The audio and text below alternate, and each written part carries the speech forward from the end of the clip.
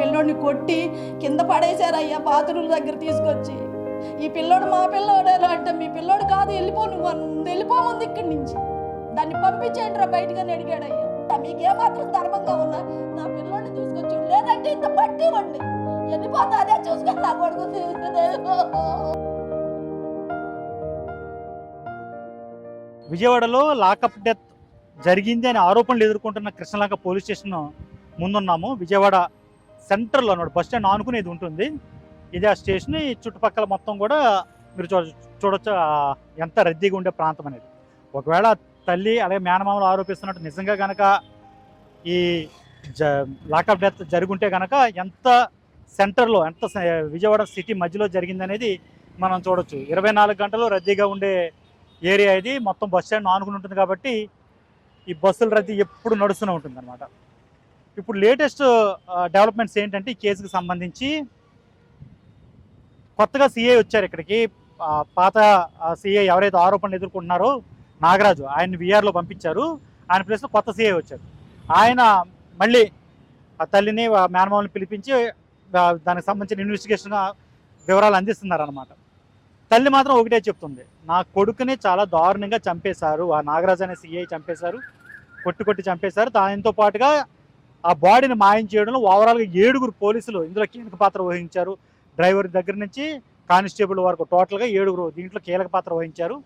వాళ్ళందరికీ కఠిన శిక్ష పడాలి, వాళ్ళందరినీ కూడా ఉద్యోగాల నుంచి తొలగించాలి, వాళ్ళపై సస్పెన్షన్ వేటు వేయాలి, వాళ్ళపై చాలా తీవ్రమైనటువంటి చర్యలు తీసుకోవాలనేది ఆమె చేస్తున్నటువంటి డిమాండ్. మేనమామలు కూడా అదే, ఖచ్చితంగా దీంట్లో రాజకీయాలని రప్పించొద్దు, కానీ మాకు న్యాయం చేయండి, మాకు సాయం చేయమని మేము అడగట్లేదు, న్యాయం చేయమని అడుగుతున్నాం అనేది వాళ్ళ డిమాండ్ అనమాట. అలాగే జనసేనలో తిరిగాము, జనసేనకు సంబంధించి అనేక పనులు చేశాము. ఇప్పుడు మాకు అవసరం వచ్చింది కాబట్టి జనసేన నాయకులు దీంట్లో స్పందించాలి. ఎస్పెషల్లీ పవన్ కళ్యాణ్ దీనికి సంబంధించి ఉప ముఖ్యమంత్రి హోదాలో మాకు న్యాయం చేయాలి, మా అబ్బాయి ఏమైపోయాడని తెలియచేయాలి. అన్ని పనులు, అతనిపై కేసులు ఉన్నమాట వాస్తవం, కానీ అన్నీ వదిలేసి అతను మార్కాపురం వెళ్ళిపోయిన అతన్ని తిరిగి రప్పించి, డిసెంబర్ నుంచి అలాంటి కేసులు ఎదుర్కోవట్లేదు, తిరిగి రప్పించి అతన్ని అన్యాయంగా చంపించేశారనేది వాళ్ళ మేనమామలు చెప్తుంది. మరోవైపు పోలీసుల వర్గాలు చెప్తుంది ఏంటంటే, అతని మీద చాలా కేసులు ఉన్నాయి, 23 కేసులు ఉన్నాయి, అందులో మర్డర్ ఇలాంటి కేసులు కూడా కొన్ని కీలకమైనవి ఉన్నాయి, అతనిపై నాన్ బెయిలబుల్ వారెంట్లు 2 ఉన్నాయి, వాటిల్లోనే తీసుకుని వచ్చి విచారించారనేది ఇంకొక వెర్షన్ వినిపిస్తుంది. బట్ ఏమైనప్పటికీ మాత్రం ఒక మనిషి సడన్గా మన మధ్య నుంచి మాయమైపోయాడు అనమాట, అది ఇక్కడ ఇష్యూ.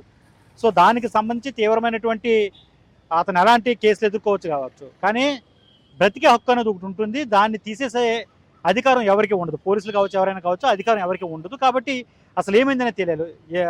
రేపు వేరే వ్యక్తికి కూడా, ఇప్పుడు ఇతనికి ఇలా జరిగిందని ఊరుకుంటే రేపు వేరే సామాన్యులకు కూడా ఇలా జరిగే ప్రమాదం ఉంటుంది. కాబట్టి ముందు అతను ఏమయ్యాడు, సాయి కృష్ణ ఏమయ్యాడు, పీలా సాయి కృష్ణ అలియాస్ గాదె సాయి కృష్ణ ఏమయ్యాడు అనేది తెలియచేయాలి అనేది అందరూ చేస్తున్నటువంటి డిమాండ్, కుటుంబ సభ్యులు కావచ్చు, బంధువులు కావచ్చు. ప్రస్తుతానికైతే అతను ఆ కేసుకు సంబంధించినటువంటి వివరాలు ఇంకా బయటికి రావాల్సి ఉంది పూర్తిగా. హైకోర్టు అయితే కనుక 29వ తారీఖు లోపు అతనికి సంబంధించిన పూర్తి వివరాలతో కౌంటర్ ఫైల్ చేయమని, అతన్ని మా ముందు ప్రవేశపెట్టండి అని చెప్పి చాలా కఠినంగా ఆదేశించింది పోలీసుల్ని. కాబట్టి ప్రస్తుతం దానికి సంబంధించిన ప్రక్రియ అయితే నడుస్తుంది. పరిస్థితి అయితే విజయవాడ చాలా ఉద్వేగభరితంగా ఉంది. ఇది మరింత ఇంటెన్సిఫై అవుతుంది. సామాజిక వర్గ పరంగా, పార్టీల పరంగా కూడా చాలా తీవ్రంగా మారే ప్రమాదం కనబడుతుంది. దీనిపై ప్రభుత్వం, ముఖ్యంగా హోంమంత్రి దీనిపై ఎలా స్పందిస్తారు, ఎలా దీనికి ఒక పురుష పెడతారో చూడాల్సిన అవసరం అయితే కనబడుతుంది.